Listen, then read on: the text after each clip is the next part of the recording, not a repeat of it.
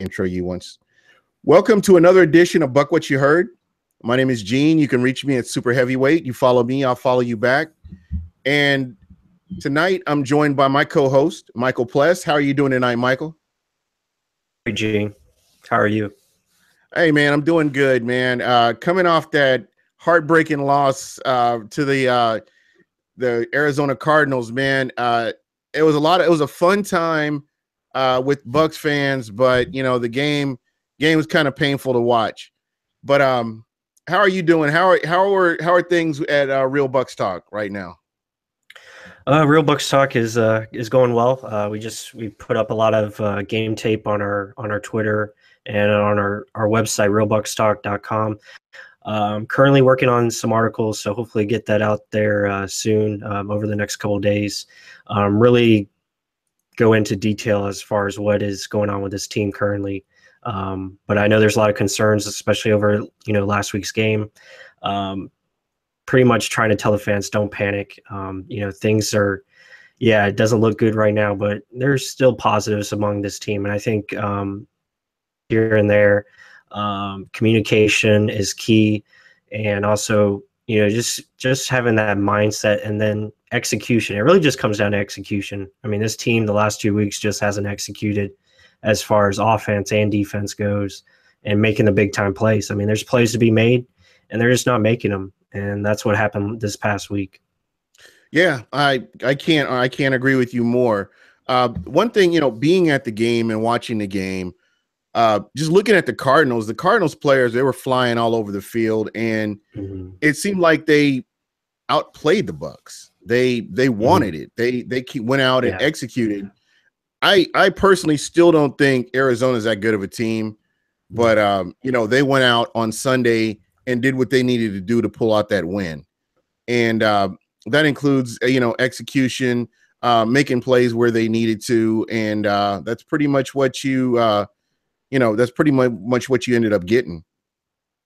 Yeah, I don't think the Bucs were not prepared. I think they were ready, but for whatever reason, I don't know. They came out flat. I don't know if sparked a rumor saying some guys treated it as a vacation going out to Arizona, and I hope that's not the case. I thought we learned from that. I thought that was something in the past where we kind of had that business mindset, but maybe not. I mean, hopefully we can get that mindset and really, we got to start winning games, because if this team wants to be a playoff contender, you got to start going on streaks. You can't have 2-game losing streaks.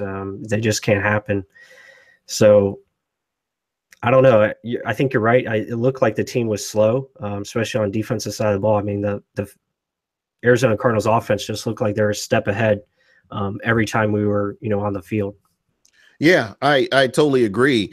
And the holes that they were opening up for Adrian Peterson, it was just, I was like, what are you guys doing? Where's that speed? This is a fast defense.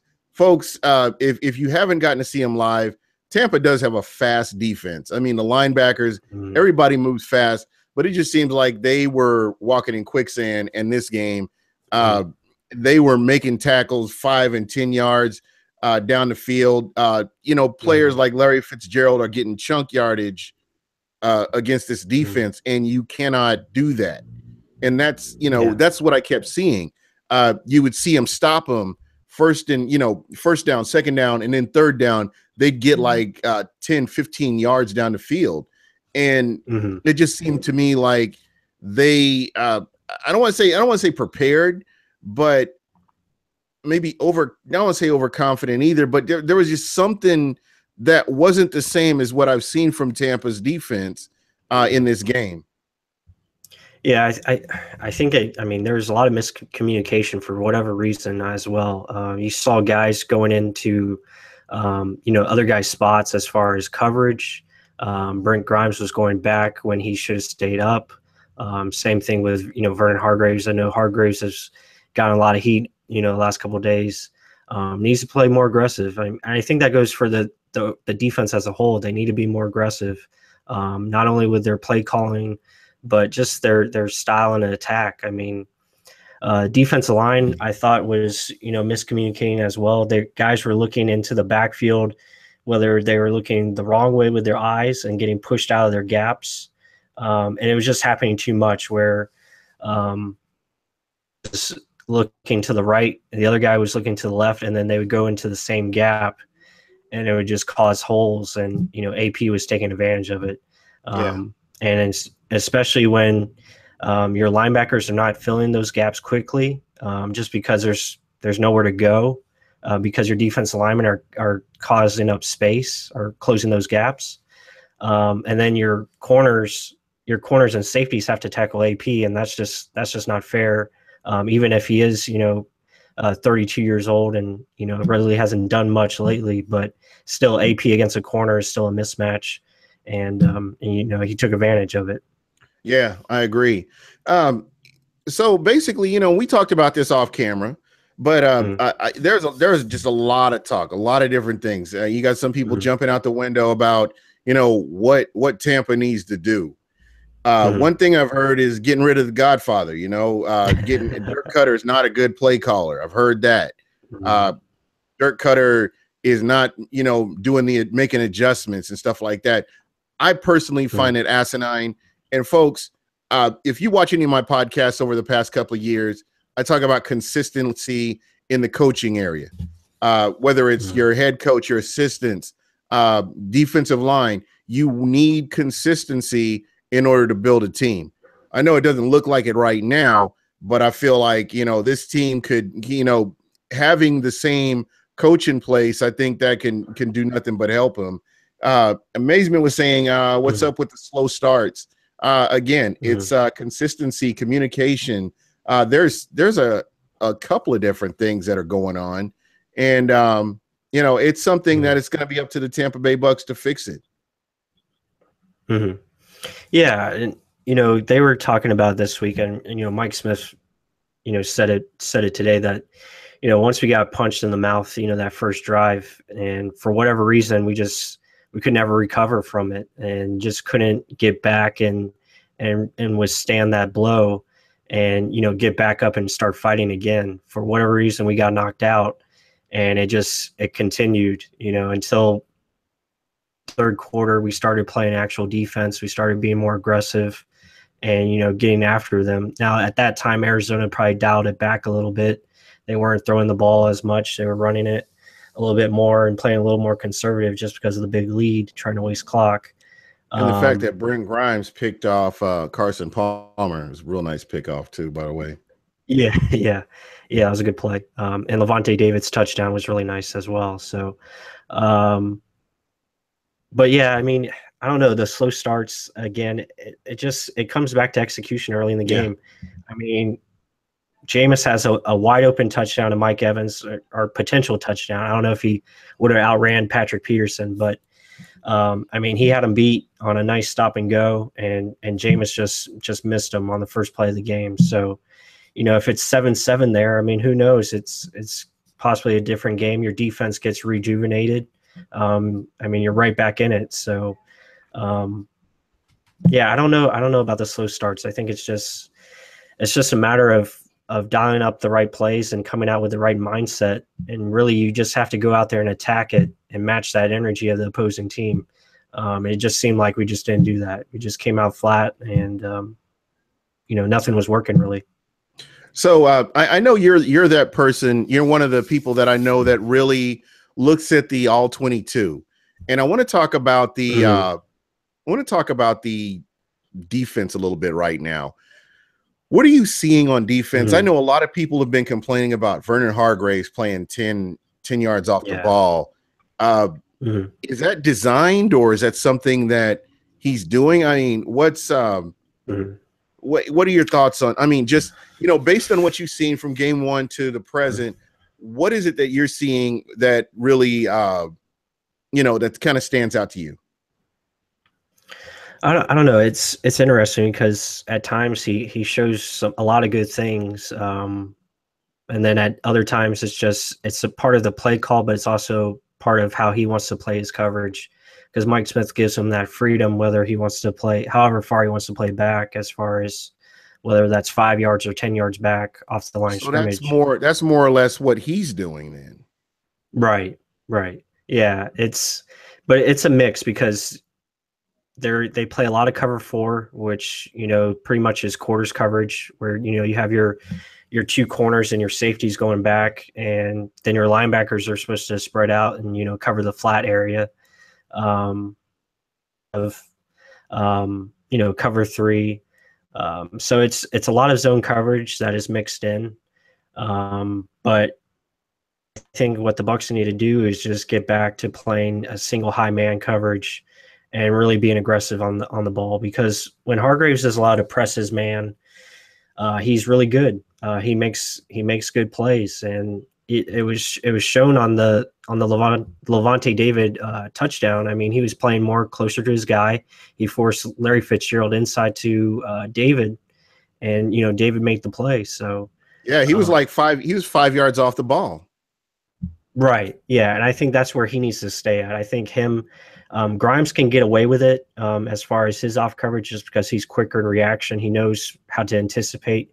And Hargrave's just not there yet. He's a younger player. He hasn't seen these receivers, and him going up against probably one of the greatest receivers in NFL history and Larry Fitzgerald. I mean, that's kind of a mismatch. I mean, you can't expect Hargraves to, stand with him. But I think when he's allowed to be aggressive and the whole defense is aggressive, I think it means better things, going forward. And I think that's what they have to get back to.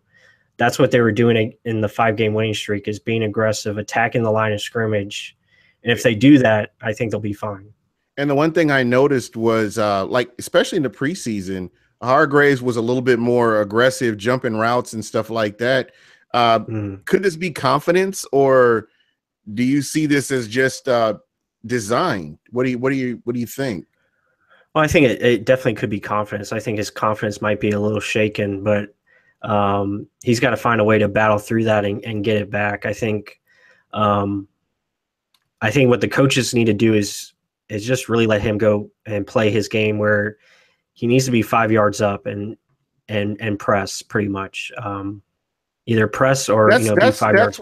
That's his strength right there. Is the press. Mm-hmm. Yeah, I mean, if he's going to be playing off coverage, he really needs to attack these receivers when they make their break. And if they do a double move, then so be it. He gets beat. But I mean, he's really got to start anticipating on that first move and just go after it. Have a safety over the top to help him deep, and just let him play aggressive, because how it's going now, it's just not working. You got to change that up and let him go after the football. And the same thing goes with the rest of the defense. I would like to see this defensive line just really go after it and go after the quarterback instead of focusing on where the ball carrier is. I think they need to just be more disruptive, just go in and attack. And the same thing with the linebackers, just go downhill and just hit it. And to be honest, that's ground zero right there, is that defensive line. They've got to get penetration. I saw some plays, Gerald McCoy pushing the left tackle into Carson Palmer. Plays, they need more plays like that. They need to make sure that the quarterback is uncomfortable in a pocket, and they can handle it from there. I think when you're giving your corners and your secondary more time to cover, it makes things a little bit easier. And it all kind of works together. But ultimately, the defensive line is, to me, where it all starts. Yeah, and I think the defensive line as a whole is out there thinking too much. I think they just need to go out there and beat their man. Just go out there and focus on beating your guy, whatever it takes, and get into the backfield. That's what they need to do, instead of, I think that at times they try to stunt too much. They try to do these games where they're pass rushing and moving guys around. Just go after it and get past your man. Just beat your man, and whether that means push them back, then push them back. Collapse that pocket. And I have to ask you, just based on what you've seen this season, what would you say the identity? I know we've had some injuries here and there. What is the identity of this defense? Well, to be honest, I mean, when it's at its best, it's forcing turnovers and getting after the quarterback, whether that's through the blitz or, with a 4-man rush. But the main identity has to be aggression.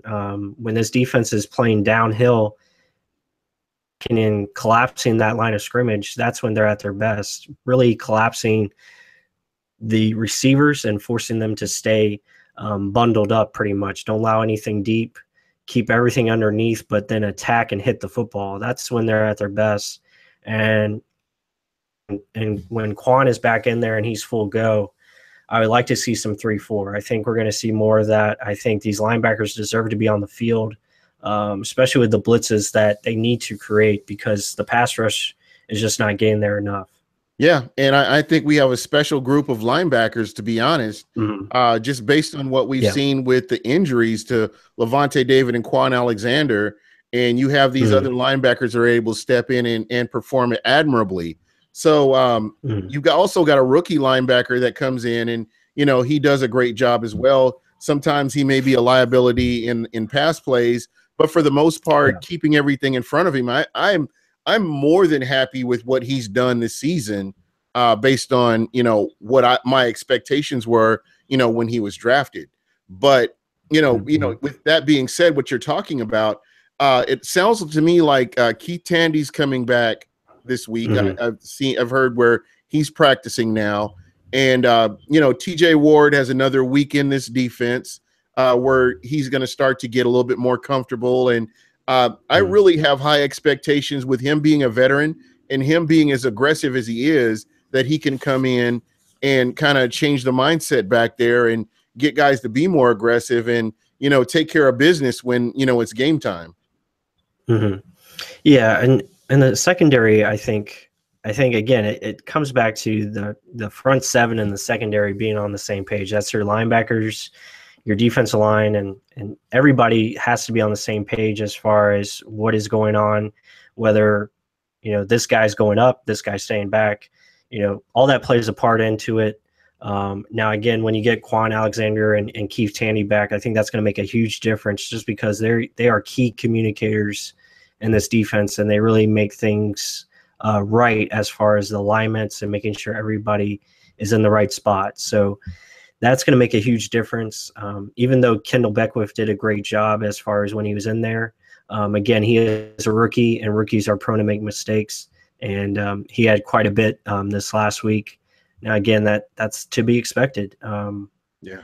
Still, it's a learning experience. Yeah, exactly. And he didn't have his best of game, this past week, but you learn from it and get better. And now getting Quan Alexander back, I think that will definitely help going forward. And now Levante back, but really it starts with the defensive line. They have to make plays. I mean, they have to get back in there and get after the quarterback and be disruptive, win your one-on-one blocks, and allow these linebackers to roam free and get after it. So, but I would definitely like to see Mike Smith be a little more aggressive and let these guys attack the football. Absolutely. And what we're talking about that, because I know a lot of people are not real happy with Mike Smith. Personally, I like to save all my judgment for the end of the season. And that way I can look at the whole body of work as opposed to a section of it, a 5-game section. I would rather look at all the games that the Buccaneers play to determine, was a play calling that bad, or what was going on? Is it a progression? Is it a work in progress, or what exactly is going on? But just 5 games in, 2-3, I don't know. A lot of things can change between now and the last game of the season. So all I'm going to say is, I hope that, the communication gets better. I hope that, as they're a team, they start to gel and, things just start to work out. And, that's kind of where I'm at with this defense. I know a lot of people are ready to send Mike Smith packing back to Atlanta or something like that. I'm good with him. Again, we haven't seen everything. So, there's a lot of things that can happen. What are your thoughts? Yeah. No, as far as the whole coaching staff goes, same thing with Dirk Cutter. Yeah, Cutter has not been perfect. He's had mistakes. He's had game management issues, clock management, all those things. Situational play calling has been suspect. Yeah, there's certain play calls I wish would be different as far as play design. I'd like to see him attack more of the middle of the field, especially with our tight ends and slot receivers. But no, he's not going anywhere because we don't need another coach. We don't need coaching change right now. This team needs stability. And you start with your quarterback, Jameis Winston. He needs Dirk Cutter. And as far as defense goes, Mike Smith is one of the best defense coordinators in this game. I don't care what you say. His track record is proven. He's a really good coach.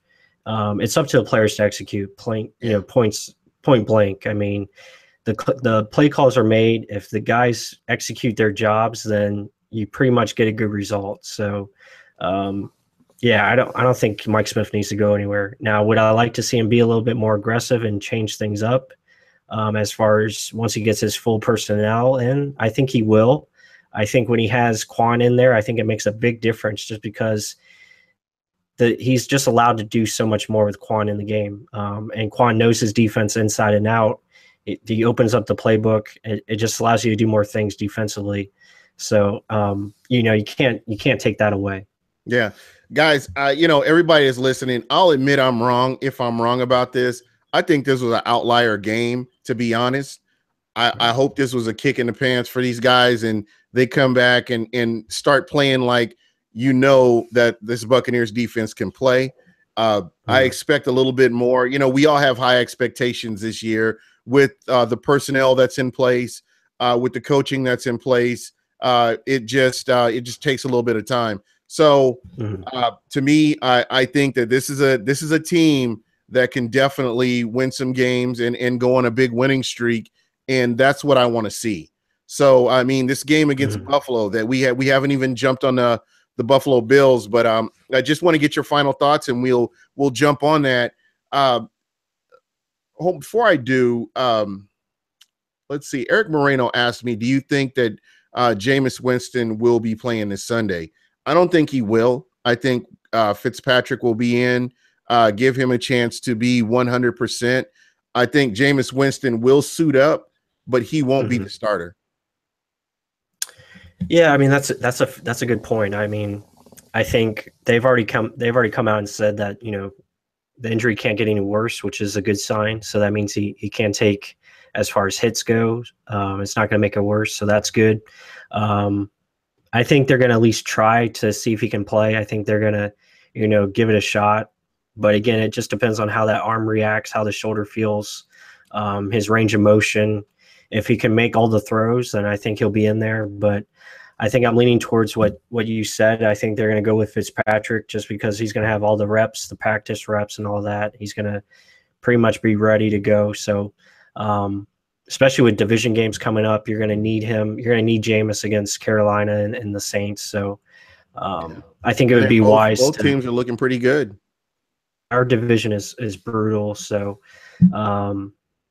yeah, I agree. And my final thoughts, I mean, really, it just comes down to this team just executing. Guys have to make plays when they're there. Our best players have to be our best players, and they have to start making impact plays. I mean, they're there to be made. We just got to hit them, and consistency starts with execution, and we have to start just making it happen. That's what it's about. We're finally getting healthy. We're going to have pretty much our whole team ready this Sunday. So just got to go out there and have a good game plan and execute it. That's really what it comes down to. Yeah, I definitely agree. For me, being at the game, watching the game, and just the first half just had me just stunned. Play after play after play. It's like, what's going on here? They were, it's like they were walking in quicksand. But I want to get past that game. The Bucs have to execute, as you mentioned. They have to execute. I'd love to see a little bit more run, and a little bit more balance. And I really believe this. If when Doug Martin gets over 100 yards, the Buccaneers pretty much win the game. If they can make that happen, I mean, that's definitely to their advantage. It helps the quarterback when the run game is working effectively as well. We've seen where they've abandoned the run and gone strictly to passing, and it just doesn't work. This team is not there yet to where they can do that. You need everything. You need everything working. You need balance. And when you don't have balance, it makes it easy for a defensive coordinator to game plan. So I'm just, again, I'm like you. I feel like, if they can execute, if they can get the communication down, these are things that are coachable. These are things that can be easily fixed. And once those things are fixed, you're looking at a totally different team. Yeah, so, and also go ahead. I would just want to say one more thing, and then we'll get to Buffalo. But yeah, I think Cutter needs to be just a little bit less predictable as far as play calling goes, especially in short yardage situations. I mean, you have a 3rd and 2 and you go 5 wide. You got to keep the threat of the run in there and really, try to mix it up. You just can't give plays away, showing pass all the way. And like I said, you have to be a little bit more diverse in your routes as far as going over the middle and just mixing it up and use that play action, use the run game and try to establish that early, because it is vital that we get that going, because it pretty much it opens up everything else. Now, with that being said, there are plays to be made down the field, and guys are getting open, quarterback to hit them. So again, I think it goes into everything. I mean, everything has to be better, and I think it will get better. But we just got to execute. I mean, there's plays to be made. Yeah, absolutely. I mean, Dirk Cutter has dialed up plays, and you've had players running wide open, and they just the plays just not made. So I don't think I don't think it's so much that the play calling is bad. It's the execution, as you mentioned. So overall, it was fun. It was a fun time. I definitely, towards the end of the show, I want to talk a little bit more about the Buckaholics, who, oh my God, I mean, I've been to a lot of Bucs games, and I'm here to tell you, I've never seen a turnout. I've never seen that much electricity at a tailgate as I did, for a Tampa Bay Buccaneers team that's not at home. So I'll definitely be talking about that towards the end. But right now, I want to put this game behind us and talk a little bit more about the Buffalo Bills. And the Buffalo Bills, what have you seen from them as a team, as an overall team throughout the season? Well, they're coached by Sean McDermott, who is former defense coordinator of the Panthers. So they're very well coached, very disciplined, play smart football, especially on the defensive side of the ball. They're very sound, good tackling team. They make plays when the ball is in the air. So if the ball is loose in the air, they're usually coming down with it. Very solid. They have a very good front four. Jerry Hughes is a dangerous edge guy, so we have to be aware of him. Marcel Darius. So they have playmakers on the defensive side of the ball. And then offensively, it starts with Tyrod Taylor and LaShawn McCoy. So they have a dynamic backfield. Also, Mike Tolbert is a load, just a big guy that can pound the rock. So it's going to be very critical for the defense to make sure we're containing our gaps and being disciplined on the field. We have to make sure we keep Tyrod Taylor inside the pocket. Don't let him escape, because he is mobile and he can make things happen with his feet. LaShawn McCoy is dangerous as well. So, stopping the run is going to be priority number one. And I think what we have to do, like I said, be aggressive and attack that line of scrimmage and make plays. That's really what it's going to be about. But Buffalo they're a good team. They're going to be tough. I think they're 3-1 or 3-2. 3-2. They're 3-2. They're in second place behind the Patriots right now. So and again, Eric Moreno, I think we talked about this earlier. It looks like it will be Ryan Fitzpatrick unless we hear otherwise. Jameis Winston may suit up and back him up, but for health reasons, I'm sure they won't be playing him this week. So basically, just kind of getting back to the Buffalo Bills. Who are some of the, especially defense? I'm a defensive guy. I love defense. Who are some of the guys that kind of stand out to you, like Marcel Darius maybe, or who stands out to you on that Bills defense? Well, I mean, they have I can't think of the guy's name, but their linebackers are pretty impressive as well. I'm trying to think of it. I think it's Alexander, Lorenzo Alexander, I believe is his name. He's solid. They have, I mean, Jerry Hughes stands out just because of his ability to pass rush. So you have to watch out for him. Yeah, Lorenzo Alexander, number 57. Yeah. He's really good. He knows how to get after the quarterback as well. I believe they have Shaq Lawson as well. I'm not sure if he's playing or if he's hurt, but he's a stud as well. Guys, their secondary is pretty decent with Eric. I think it's Eric Gaines is good. EJ Gaines. Yeah, EJ Gaines. I'm sorry. But yeah, they have some playmakers back there. So again, it really comes down to what the Bucs are doing. I think that's what the team needs to do is just focus on themselves and really get back to just making simple plays and really just going out there and enforcing their will on opponents. You know, hey, we're going to do this. And if you want to stop it, go right ahead, but we're going to continue doing it. And that's really what we need to get and form an identity on both sides of the ball.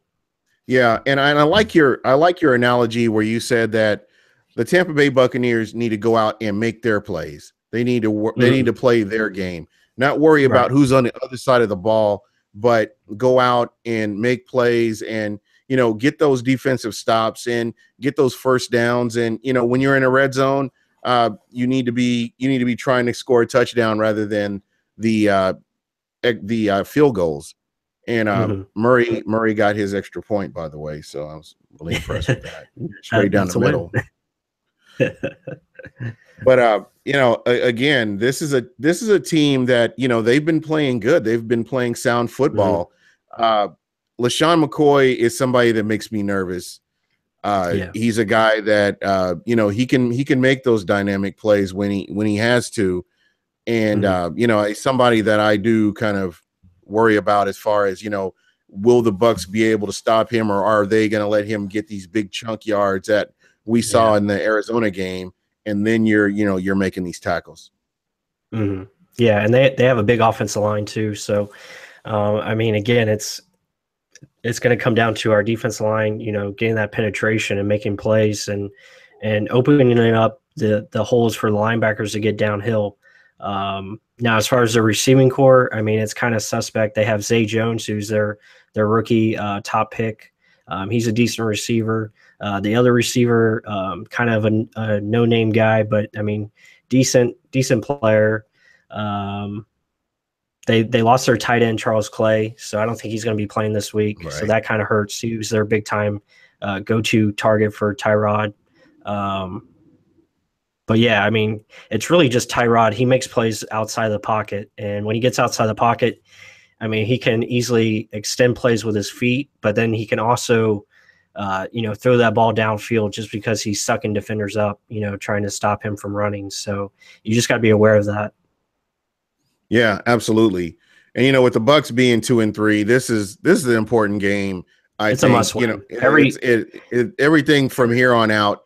There's no buys. There's no extended time off. This is where you got to put in the work. Again, I said this at the beginning of the season. I don't care how they played right now. Moving forward, all these games are winnable games. There's nobody that stands out to me that we're going to get blown out by, or the Bucs are going to get blown out by. If they go out and play their game, they can win these games. Yeah, I mean, I look at it this: if this team is serious about making the playoffs, I mean, this team has to go on a run and start putting back together games after game and start being consistent, having the right mindset that you're going to go in there and just physically dominate teams, because this talent on this roster is just too good to be allowing these games to get, slip up. We should have beat the Patriots. We probably should have been a lot closer last week and probably should have won the game pretty much. I mean, we're better than both of those teams that we played. I know that's saying a lot. The Patriots are really damn good, but they were off, and we really should have won that. But again, it's in the past, like you said. We have to move forward. We have to learn from it and make sure it doesn't happen again. It's about I mean, these next 6 games are very winnable, and we have to go out there, and it starts with Buffalo Bills this week, and we have to take care of business. Yeah. Just again, quarterback play has to be better. I think it starts there. The offensive line has been playing outstanding. I think they've been playing really well. So I think that's going to continue. And it's just up to, just making the plays when they're there. They're there to be made. You have to go out there and hit them. And same thing goes on defense. So just got to be more consistent. I think it will happen. Yeah, I agree. I would like to see, when you're watching the game, you're watching your defense. You want to see your defense with that fire. You want to see them going to where the ball is and making these plays. I hope I never see another. I'm sure I will at some point, but I don't want to see another first half like what we saw this week. Again, I think it just, it spoke for itself. When the defense settled down, they did what they needed to do. And again, I think that this team, they have the players, they have the coaching to make this run, to win some games and put themselves in playoff contention. Because when we get to the back end of the season and you're having all these division games, that's when these wins, that's when fixing your communication, that's when your defense gelling, all these different things that we're having issues with right now they need to get fixed before we get to that point. So these are definitely some important games coming up that Tampa can definitely improve and put themselves in a position to win. Yeah, I mean, you just look at the next 3 games. You have Buffalo, and then you have Carolina, New Orleans. I mean, those are critical games. If you can win the next 3, you put yourself in a great spot at 5-3, and you're going forward. Then you have the Jets and the Dolphins to finish your AFC opponents.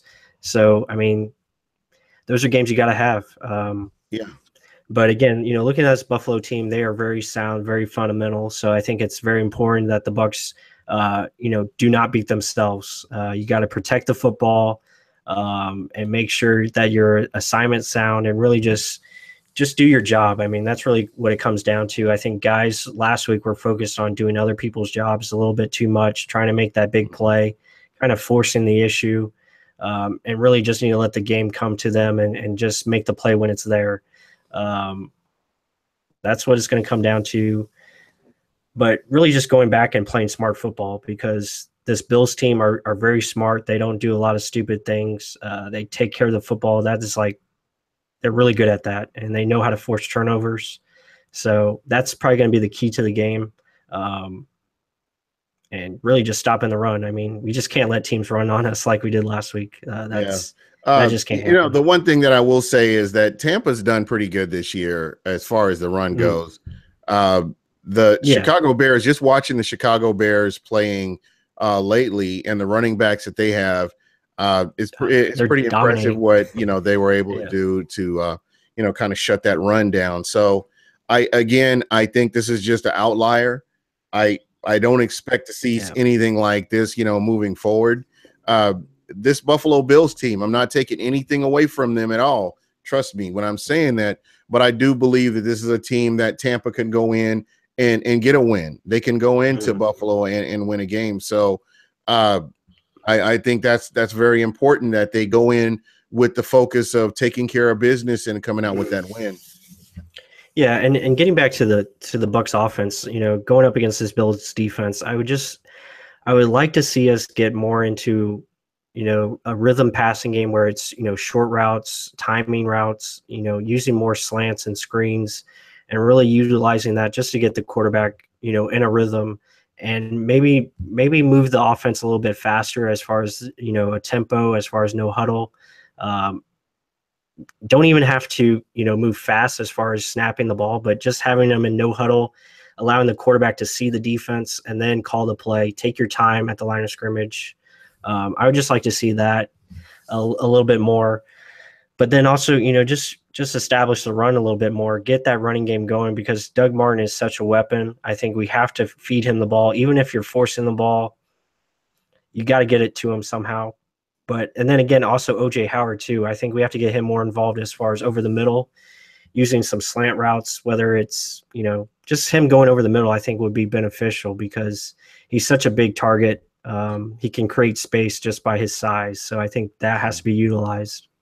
And I think the way that Cameron Brate has been playing over the past couple of weeks, I think that could open things up for OJ Howard to be able to get open and do what he needs to do.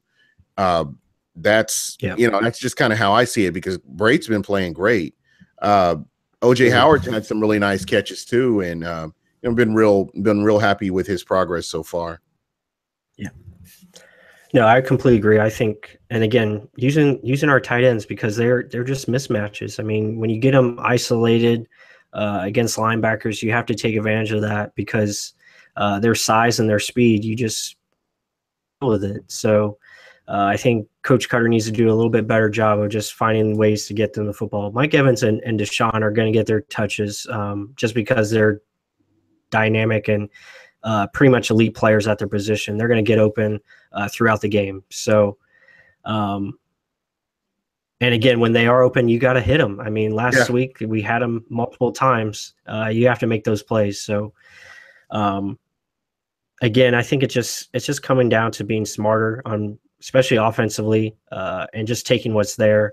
And I thought Fitzpatrick did a good job of that, especially in the second half. I thought he did a good job of moving the chains and making sure when the plays were there, he hit them for the most part. You don't like the interception at the goal line or the 1 yard line, but he played pretty well. But I don't know. I mean, this Buffalo team is tough at home. This is going to be tough. So I just want to see us finally play a complete game of football where we play our best. And I think that's coming, hopefully this week. Yeah, absolutely. And again, this is the winnable game. I know a lot of people have pretty much don't put the season on the shelf yet. Let's see what Tampa's going to do. And as I mentioned, earlier, I pretty much would rather reserve judgment for the end of the season, see the whole body of work before I really say anything. This game right here, a lot of you never really would have thought that this game would be as important as it is early on in the season. But, where we are right now, I know a lot of people didn't expect the Bucs to be a 2-3 team. A lot of high expectations for the Bucs. We're expecting them to do certain things, but again, at the end of the day, it is what it is, and a lot of football to be played. And just imagine this Bucs team getting on that win streak and doing what they need to do. So this is something that they're going to have to go out and take care of. Looking at this question, we need a pass rush. Any player we can trade for Noah Spence is not the answer, and Robert Ayers is old. What are your thoughts when you hear that? Yeah, I mean, there's really not much you can do as far as you're not going to find a pass rusher right now that can help you out. They had a look last week at Lamar Houston. We talked about it. He ended up in a better opportunity for himself. He got picked up by the Texans. But yeah, I mean, no, there's really nothing you can do as far as trades go. Guys are just not going to be traded away if you can rush the passers. So they have to make what they have. I mean, they have to make the best of it. I think, like I said earlier, I think going to a 3-4 more is a possibility. I think that would free up Noah Spence more, as he would be able to play outside linebacker, kind of that Von Miller type role where it would free him up a little bit more. You would have bigger ends on the outside with Golston and possibly Gerald McCoy, or you could do, Chris Baker up the middle, along those lines, Clint McDonald's. And then have, Noah Spence and Kendall Beckwith coming off the edge. So I think that's definitely a possibility going forward. And we'll see how it plays out. But definitely right about the pass rush. It has to get better for sure. You got to find a way to affect the quarterback, even if it's just moving the quarterback in the pocket and making him adjust his throws. You have to find a way to do it. Yeah. Again, it's just a matter of going out there and making those plays. And we see that some players are doing it and other players are not. They have to kind of work together collectively. And, that's kind of what you need to see. As far as the secondary, I won't dwell on this too much, but TJ Ward. What does TJ Ward have to do to get himself involved in the game a little bit more? Well, I think secondary as a whole, I think it comes down to communication, like we've been saying. I think, guys are just a little bit off as far as where they need to be in certain spots. I think TJ is getting there slowly. Again, he had a mishap on the Fitzgerald touchdown. He got sucked in on the run, but I mean, you can't blame him. He's an aggressive player. That's going to happen, especially when AP's just running the way he was. I think TJ will get there eventually. I think what they need to do is have him, I think, play the strong side and let him play up in the box. That's where his strengths are. And again, just got to be aggressive. I think on all three levels, the secondary needs to play closer up to the line of scrimmage, kind of collapse the opposing receiving core, and really make them earn.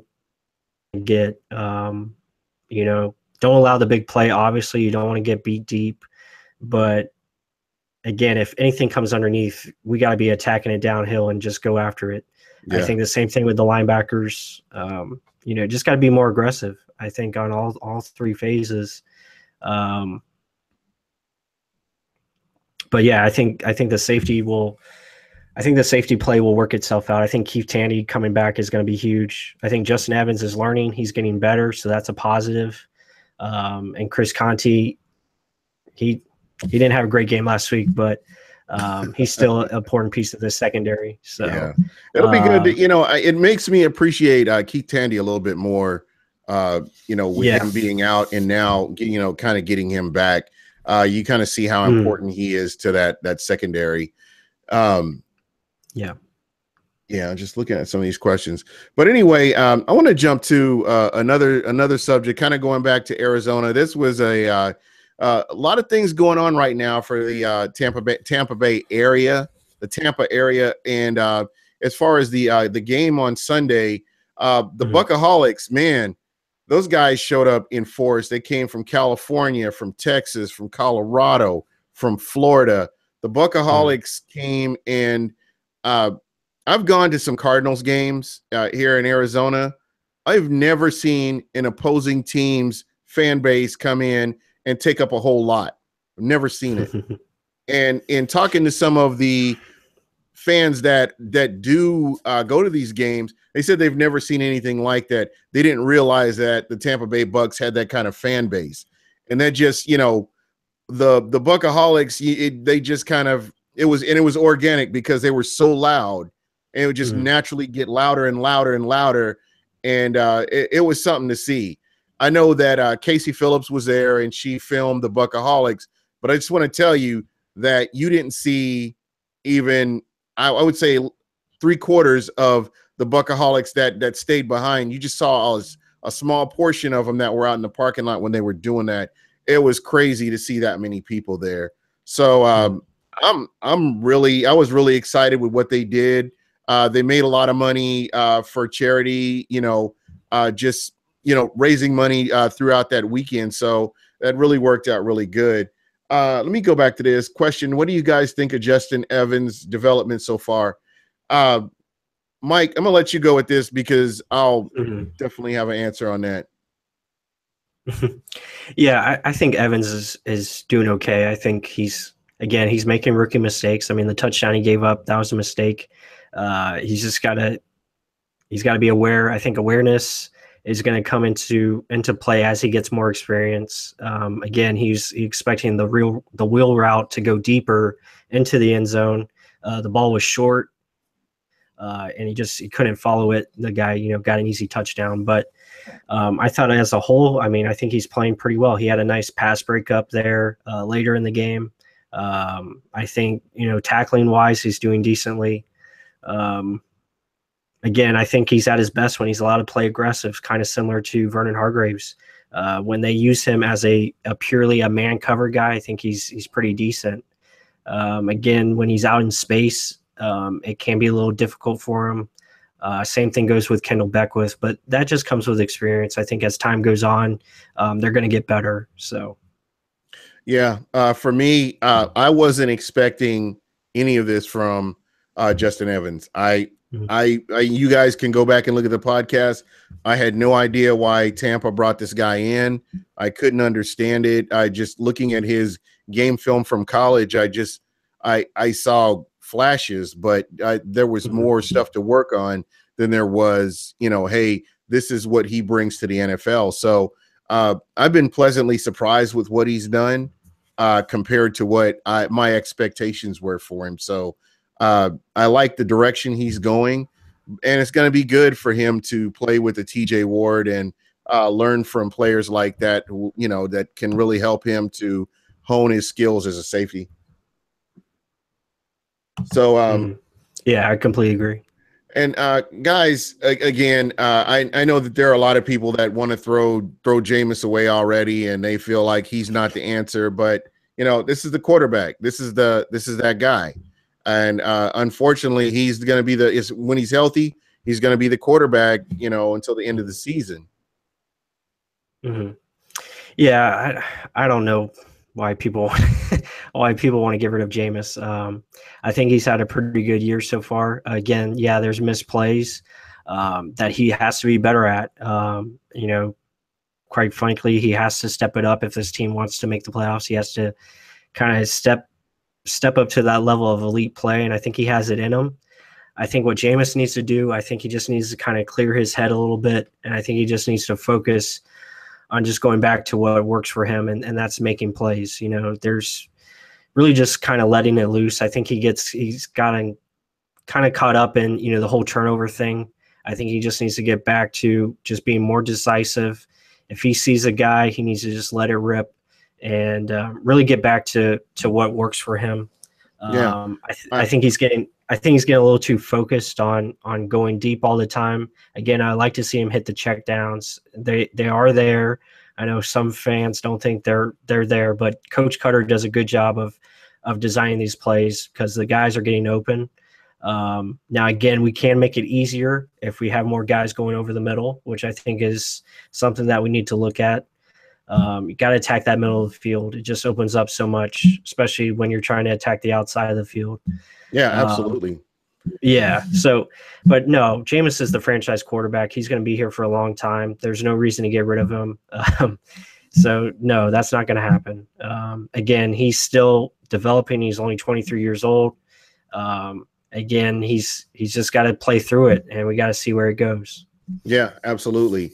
And I just want to say that this team, they're not playing 100% as a team. Yeah, they are a team, they're a family, but on the field, it just doesn't feel like there's no cohesion there.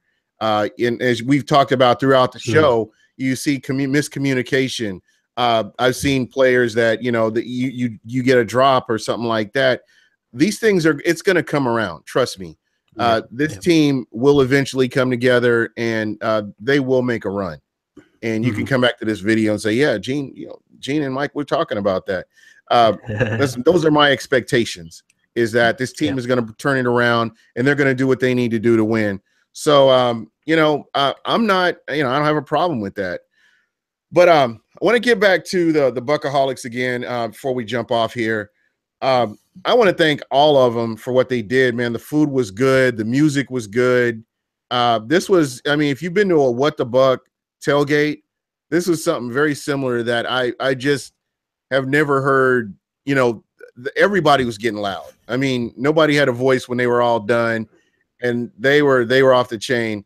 And Saturday, the night before, they had a pre-tailgate party, and they just basically packed out a brew house where there was like standing room only, and there was just no room for anybody.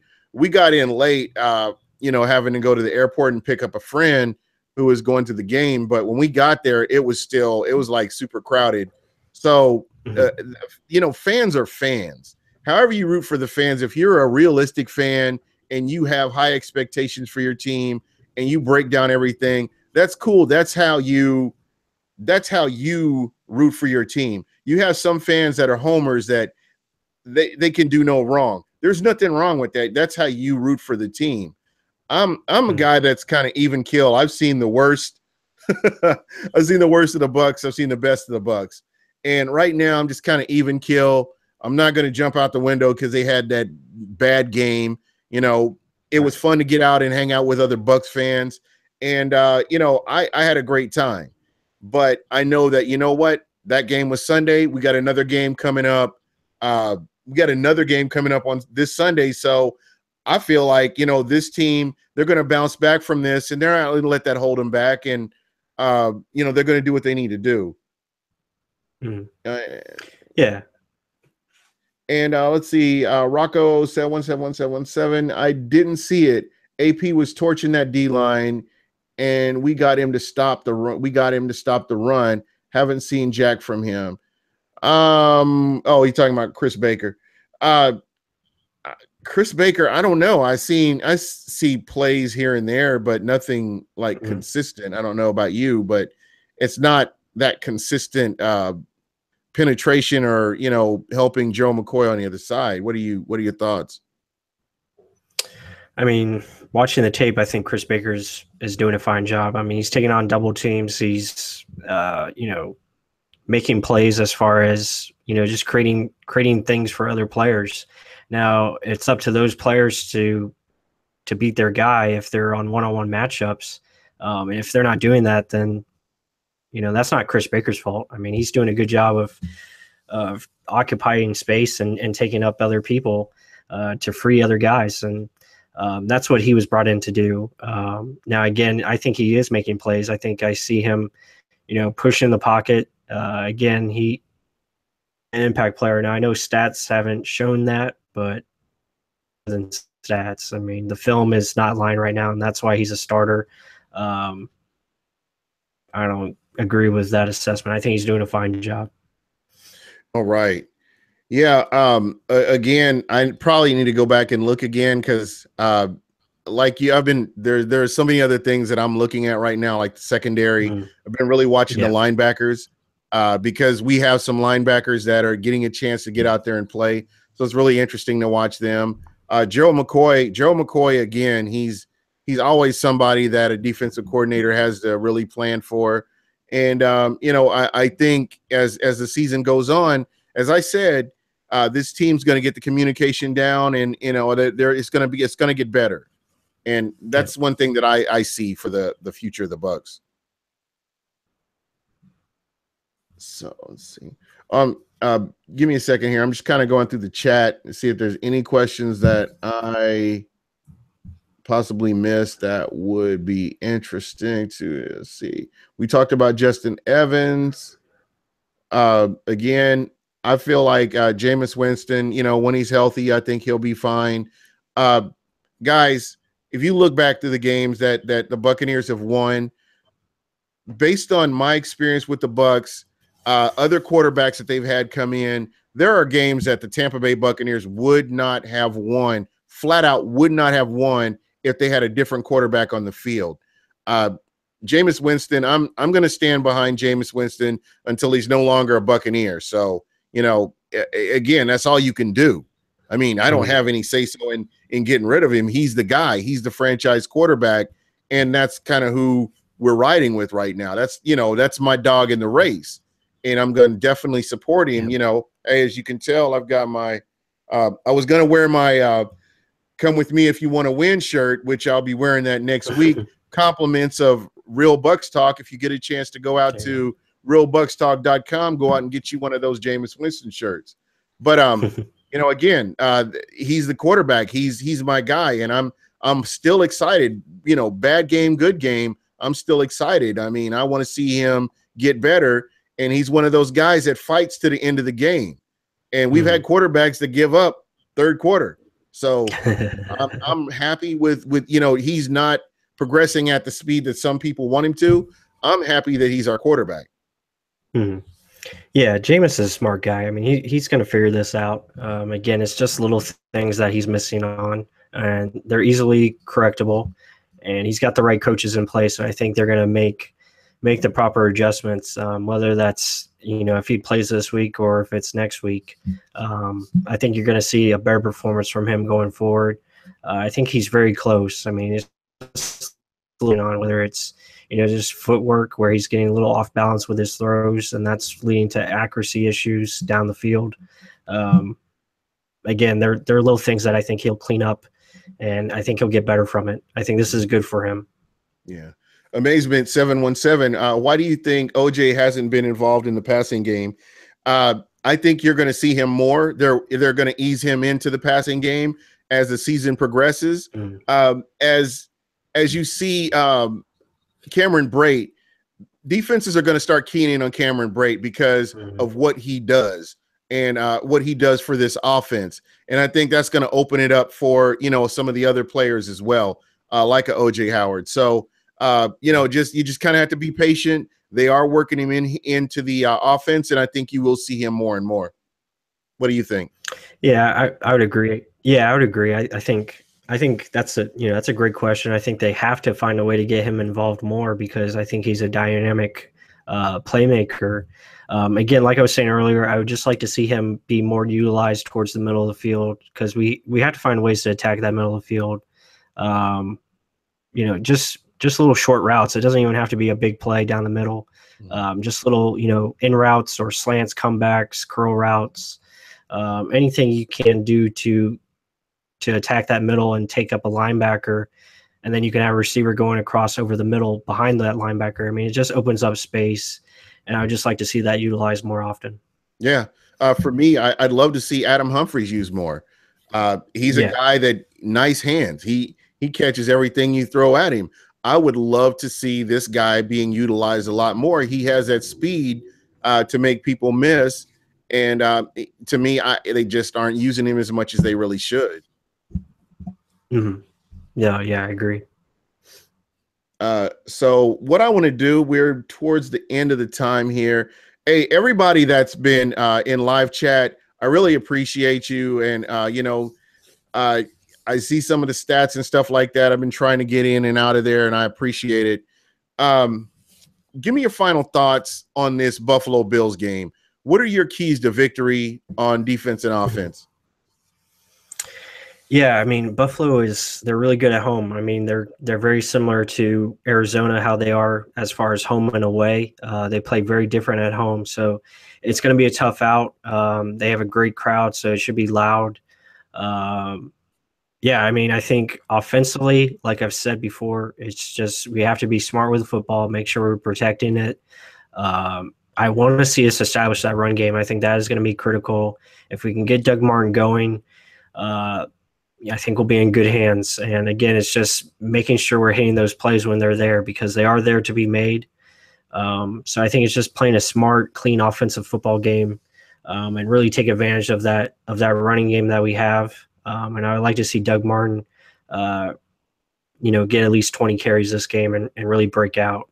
And then defensively, I think, like I've said, pretty much the whole podcast, I mean, we have to be aggressive. I would like to see us just really come after it and attack Tyrod Taylor and LaShawn McCoy and really get after the backfield. I think that's critical and hopefully force some turnovers.